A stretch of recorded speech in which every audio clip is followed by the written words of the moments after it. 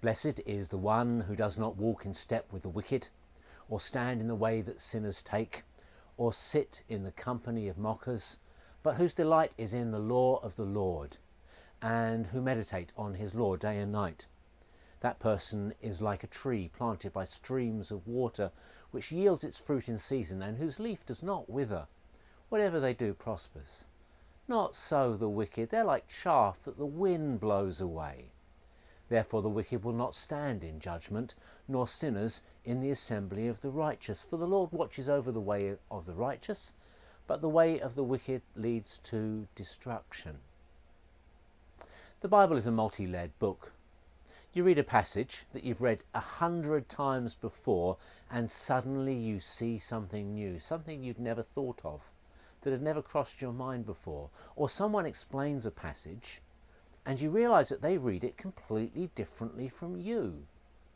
So this week was my last week teaching the Psalms at Alpha Crucis, New Zealand, and the students had to do a 10-minute devotional, a 10-minute presentation on one of the Psalms. It was based on an assignment that they'd already done, so they didn't really get a choice on what they got to speak about. Shout out to Sam Miller. The Psalms, he says, talking about Psalm 1, start with a negative. Now, blessed, okay, that's positive.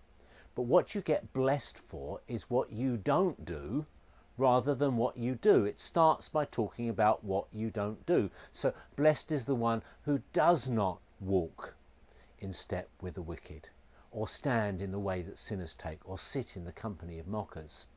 And he says that if you want to be the kind of person who delights in the law of the Lord and who meditates on it day and night, it starts with what you don't do. It starts by making space in your life that God can fill. So when you stop walking and standing and sitting in the wrong place, you create a space that God can fill in your life. A space for God to do the things that he wants in you. Life is so busy and everybody complains that they don't hear God's voice enough and that they don't have time to meditate on his law day and night. So Sam went on to talk about Netflix and YouTube and distractions. It's not that they're evil, he says. It's just that they fill space in your life that otherwise God could fill. So being a tree planted by the water starts with not being a tree planted somewhere else.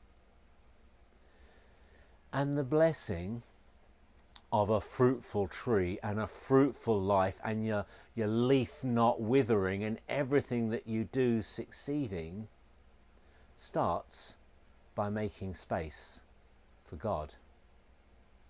You know what? I think that Sam is right. So what space does God need to fill in your life?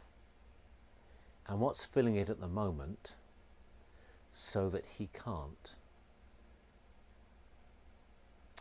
Someone had a prayer for every day, and it started like this. May every day begin with space, space in which to see my Saviour's face.